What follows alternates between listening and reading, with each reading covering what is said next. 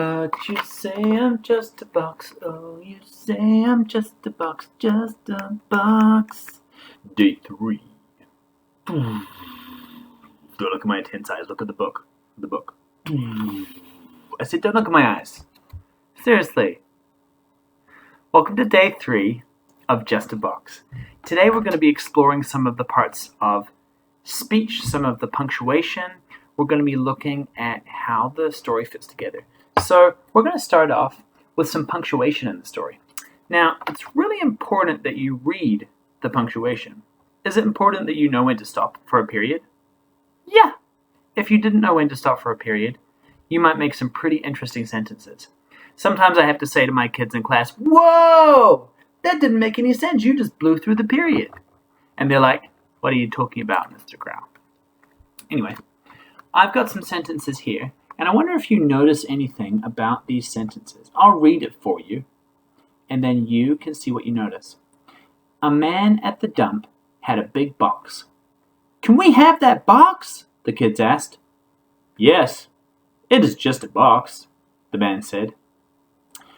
So if we look at the punctuation, that means like the marks, we would have a question mark, a comma, a period, and then we also have one more kind of mark here which kids get most confused with. Let's look at it in a different way. Right here, I've taken out all the punctuation in these sentences. Now I want you to listen for where they should go. "What is the plan for that box?" Mom asked. Oops, step here. So, what is the plan for that box? Mom asked. In this sentence, we can see that we don't have the period, so let's put those in first. What is the plan for that box? Mom asked.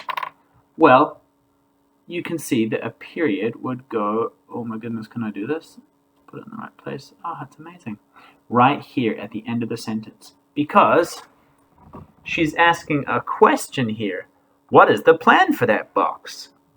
That's the end of the sentence there with the question mark. And then we find out who asked. Mom asked. So there's one part that she's saying. If there's one part that she's saying, then we need to put in quotation marks. Where would we put the start of the quotation marks? Where do you think? What is the plan for the box? We would put it at the start of where she's speaking. Right here. And then where does she stop speaking? Here? Or here? Right here. Everything that she says is right here on these underlined words. Let's try down here. "It is okay," the kid said. "It was just a box." This one's a little trickier. First, let's put the periods in. "It is okay," the kid said. "It was just a box." Listen for where I stop. "It is okay," the kid said. "It is just a box." Did you hear where I stopped? I stopped right here. I also stopped right here. You may be saying, "You also stopped right there, Mr. Crow."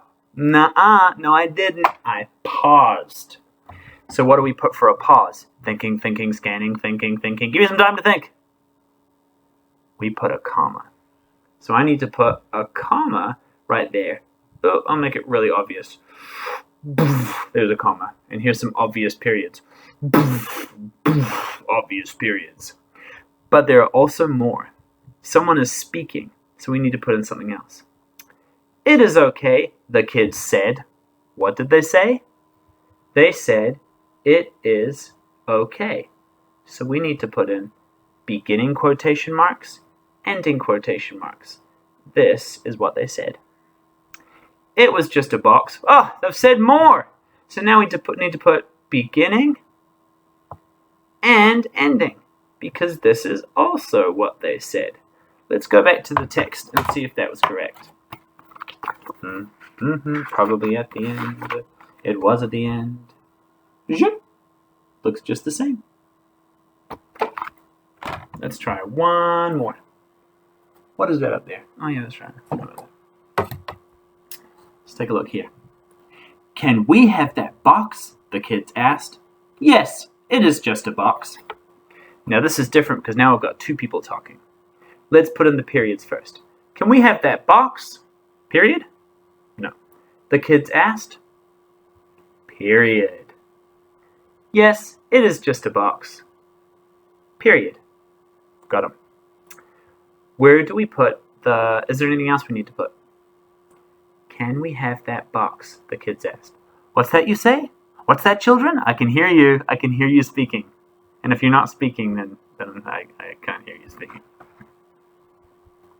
We put in a question mark because they're asking a question. We put in a comma because they pause. Yes, it is just a box. And finally, we put in beginning quotation marks, ending quotation marks, because that's the first thing that they said. And this is the second thing that they said. So the next person said. So we need to put quotation marks there too. Let's take a look at some sound boxes that we're going to come across. This is where we put the different sounds that cannot be broken up into the boxes. I want you to have a little pause and see if you can figure out where the sounds would go. What are some sounds that cannot be broken up? Ta-da! It's all magically filled in. If this is what you got, then that's correct. Take a look. F, I, U, D. This word was a little bit tricky because L and L cannot be broken up, and ED cannot be broken up. It makes one sound, makes one sound, makes one sound, makes one sound. Down below we have truck, so we go T, R, K, and CK can't be broken up. Down here, ED can't be broken up in asked. And down the bottom, all the sounds are just one letter each. Finally, let's take a look at some word endings. Now, there's a little rule that goes with this. It's this. When you see ED at the end of a root word, sometimes you say D, D, or T, T, or ID, id. So, let's look at these words. Root word is lift in this word. Here the root word is flip, fill, ask, prop, and melt. But if we add these word endings, lift plus ed, we get lifted. If we write flip plus ed, we get flipped with an extra P added into it. If we write fill plus ed, we get filled. Ask plus ed is asked. Prop plus ed is propped. And melt plus ed is melted. Did you notice that the ed sounded different almost in every single word? That's because when you see ed at the end of a root word, sometimes you say d, d, or t, t, or I, d, id. Are the words coming up on this side? Maybe this side? I don't know. I haven't done that yet.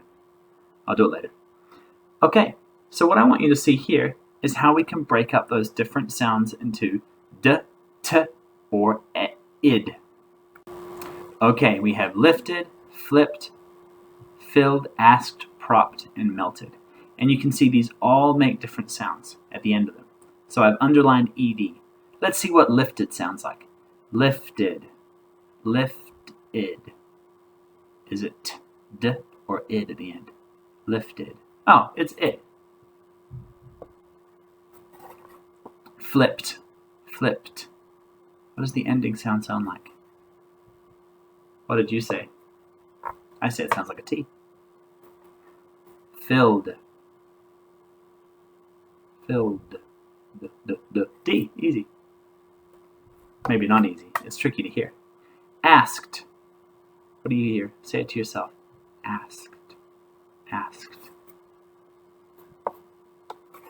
It sounds like a T at the end. Propped.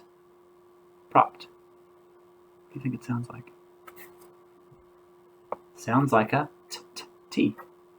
And melted. Melted. Melted. Melted. What do you think it sounds like? Sounds like ID id. everything fell apart. And that's the end for Just a Box. Day 3. I hope you've really been enjoying this, and I hope you really go and read this afterwards, because if you don't, I can see. I'm watching. Not creepy. Good. Okay, I hope you enjoy. Happy reading, and please make sure you're thinking about some of these things as you read your story, so they can help you enhance your reading experience.